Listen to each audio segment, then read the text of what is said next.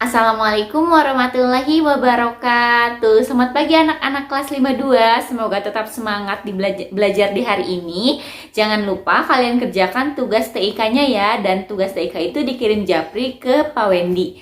Nah, sekarang kita masuk ke pembelajaran 4 masih di subtema. Nah, kalian bisa buka di halaman 58 ada bacaan yaitu di mana ada cerita tentang keledai, pedagang garam dan keledai. Sebagai makhluk sosial, kita harus memiliki sikap tanggung jawab terhadap diri sendiri, orang lain maupun lingkungan sekitar dalam kehidupan sehari-hari.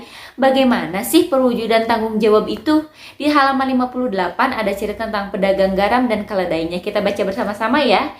Di sebuah desa ada seorang pedagang garam. Ia setiap hari membeli garam dari kota terdekat lalu menjualnya di kota lain. Si pedagang garam ini mempunyai seekor keledai yang ditugaskan untuk membawa muatan garam di punggungnya. Si pedagang garam dan keledai setiap harinya harus melewati sungai kecil untuk menjual garam. Selama perjalanan, si pedagang dan keledai selalu melewati sungai tanpa terjatuh. Namun pada suatu hari, ketika melewati sungai, secara tidak sengaja keledai milik si pedagang terpeleset sehingga jatuh ke dalam sungai. Sebagian garam kemudian jatuh berhamburan ke dalam sungai. Ketika si keledai mencoba berdiri, ia kemudian merasakan punggungnya lebih ringan karena muatannya berkurang. Keledai itu pun merasa gembira karena perjalanan ini menjadi lebih ringan. Sejak saat itu, setiap kali melewati sungai, si keledai ini selalu membiarkan dirinya secara sengaja untuk terjatuh ke dalam sungai. Si keledai ini melakukan berkali-kali sampai si pedagang garam ini merasa curiga.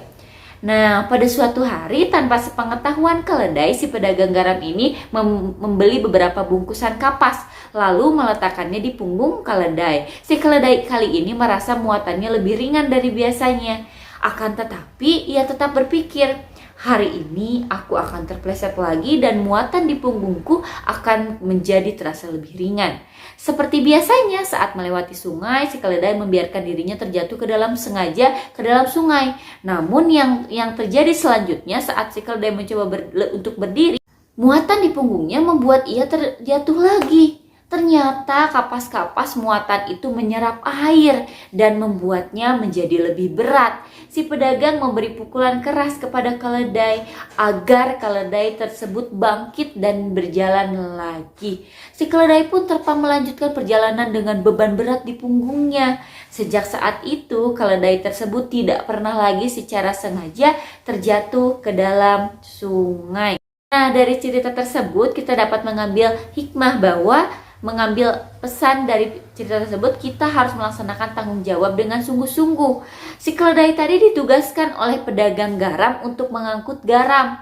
Tapi karena dia merasa emang bawa garam di punggungnya berat, akhirnya ketika dia melewati sungai, dia menjatuhkan diri ke sungai tersebut agar si garamnya itu larut ke dalam air sehingga beban di punggungnya menjadi ringan. Padahal sebenarnya itu adalah tugasnya keledai, membawa garam supaya garam itu dapat dijual ke kota lain. Nah, karena pedagang garamnya pinter nih, kayaknya ini mah akal-akalannya si keledai. Suatu hari yang disimpan di punggungnya keledai itu bukan garam, katanya apa? Kapas. Jadi ketika si keledai menjatuhkan diri ke sungai, yang terjadi apa? Nah, yang terjadi itu adalah kapasnya menyerap air. Nah, akhirnya si keledai merasa punggungnya itu lebih berat dari biasanya. Itu artinya kita harus melaksanakan tanggung jawab yang diberikan kepada kita itu secara sungguh-sungguh. Melaksanakan pekerjaan dengan sadar dan sungguh-sungguh semata karena Tuhan disebut dengan tanggung jawab. Tanggung jawab itu adalah akhlak terpuji. Tanggung jawab itu apa sih? Tanggung jawab adalah kesadaran manusia akan tingkah laku yang diperbuatnya, yang disengaja maupun tidak. Tanggung jawab juga berarti perbuatan sebagai perwujudan kesadaran atas kewajibannya. Sikap yang bertanggung jawab perlu dimiliki agar bisa menjadi pribadi yang terpercaya oleh orang lain. Selain itu, memiliki tanggung jawab juga melatih kita untuk disiplin dalam mengerjakan tugas serta agenda yang telah ditetapkan sebelumnya. Nah, sikap tanggung jawab ini merupakan orang yang berbudi pekerti baik. Sikap tanggung jawab ini sebaiknya diajarkan kepada seseorang sejak masih kanak-kanak atau masih duduk di bangku sekolah. orang tua dan guru memiliki peran yang sangat besar dalam melatih anak menjadi pribadi yang bertanggung jawab. Karena seperti yang dipahami bahwa sikap tanggung jawab itu tidak muncul begitu saja, tapi sikap tanggung jawab juga perlu latihan secara perlahan. Ada beberapa ciri anak yang bertanggung jawab. Yang pertama, anak yang bertanggung jawab itu akan melaksanakan tugas dan kewajibannya itu sungguh-sungguh. Yang kedua, melaksanakan tugas dan kewajibannya dengan sadar. Maksudnya melaksanakan tugas dan kewajiban secara sungguh-sungguh itu contoh kecilnya. Kalian dikasih tugas nih sama Bu Hana. Kalian ngerjakinnya asal-asalan. Lah itu salah satu ciri anak yang nggak tanggung jawab. Tapi kalau anak yang tanggung jawab dikasih tugas sama Bu Hana, udah dikasih video penjelasannya. Oh, aku mau merhatiin videonya. Aku mau ngerjain sungguh-sungguh supaya aku nilai 100. Itu anak yang tanggung jawab. Kalian udah gitu belum? Semoga sudah ya. Yang kedua, katanya kalau anak yang sudah tanggung jawab itu ngerjain tugas dan kewajibannya itu sadar. Jadi dia tahu, oh iya ini aku punya tugas, aku harus ngerjakan tugas. Dia sadar kalau dia punya tugas, dia punya kewajiban. Jadi nggak perlu lagi misalnya kerjain tugas nanti keburu malam.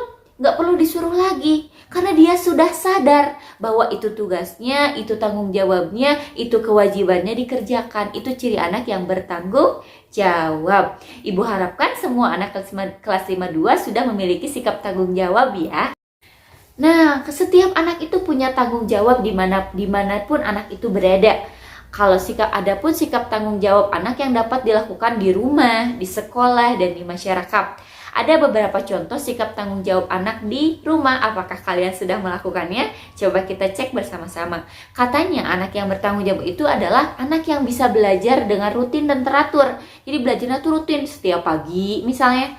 Yang kedua, mengerjakan tugas dari guru tanpa harus disuruh. Ketiga, mengatur jadwal harian. Sehari pagi mau ngapain, siang mau ngapain. Yang keempat, mengulang kembali pelajaran dari sekolah. Yang kelima, membersihkan rumah tanpa disuruh. Yang keenam, membantu orang tua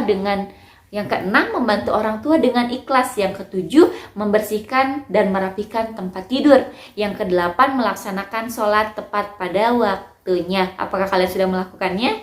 Nah, ini ada contoh ketanggung jawab anak di sekolah. Yang pertama, menaati tata tertib, datang dan pulang tepat waktu, menjaga kebersihan sekolah, melaksanakan tugas piket, menjaga ketertiban sekolah, menyelesaikan tugas dengan teliti, menyelesaikan tugas dengan tepat waktu. Itu adalah contoh tanggung jawab yang dapat kalian lakukan di sekolah, bukan dapat, harus.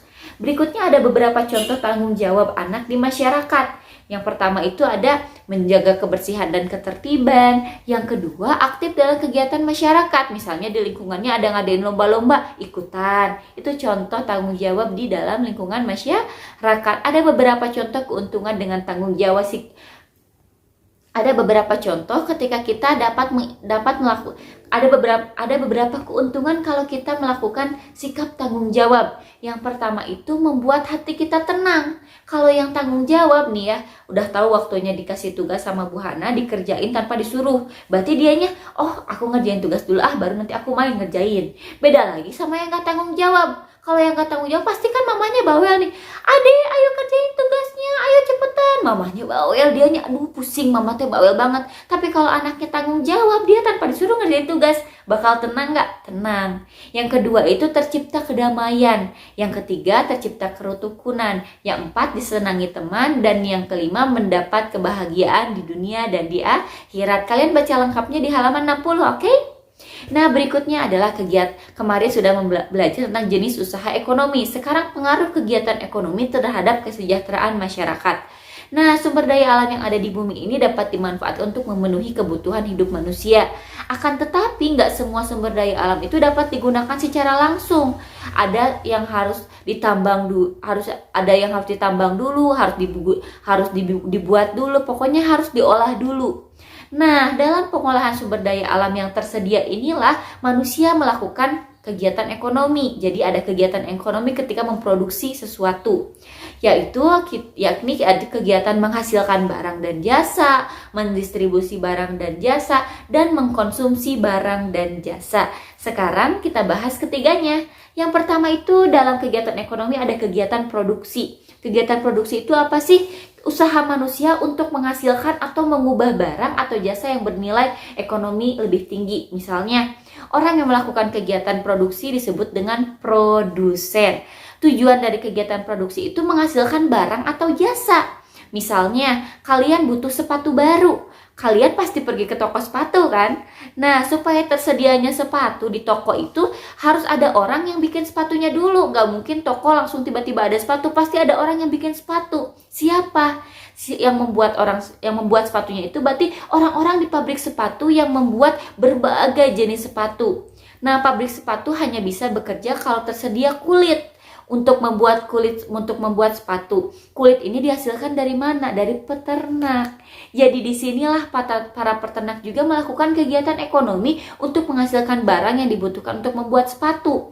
Para buruh pabrik sepatu melakukan kegiatan ekonomi menghasilkan barang dengan membuat kulit menjadi sepatu. Nah, sepatu yang sudah selesai diproduksi ini siap untuk dibawa ke toko sepatu. Akhirnya masyarakat yang mau beli sepatu tinggal pergi ke toko lalu beli sepatu di sana. Jadi kegiatan produksi itu adalah kegiatan memproduksi barang atau jasa. Kayak tadi, sepatu itu nggak mungkin tiba-tiba ada sepatu, tapi ada orang yang bikin sepatu. Nggak mungkin ada sepatu kalau nggak ada kulitnya. Butuh kulit sepatu, butuh kulitnya. Kulitnya dari mana? Tentunya dari peternak hewan.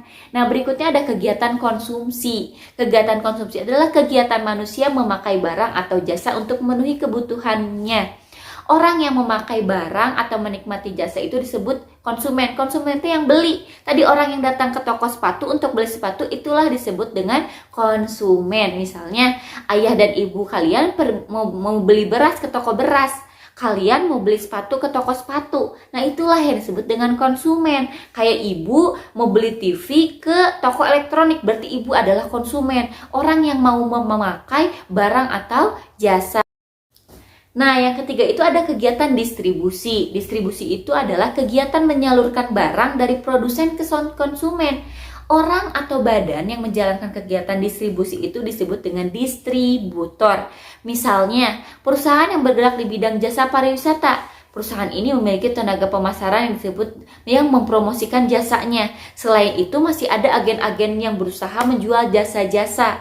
Demikian pula dengan perusahaan jasa lainnya seperti perusahaan asuransi, rumah sakit, lembaga pendidikan, konsultasi hukum, dan seterusnya. Kegiatan ekonomi itu ada 3. Ada kegiatan produksi. Produksi itu orang yang membuat barang atau jasa yang bisa dijual, intinya kayak gitu. Yang kedua ada yang disebut dengan kegiatan konsumsi, atau orang yang mau belinya siapa, orang yang mau pakai jasanya siapa, itu disebutnya konsumen. Kayak contohnya, ibu mau beli baju, ibu datangnya ke toko baju, ibu disebutnya konsumen. Kalau orang yang bikin baju disebutnya apa tadi?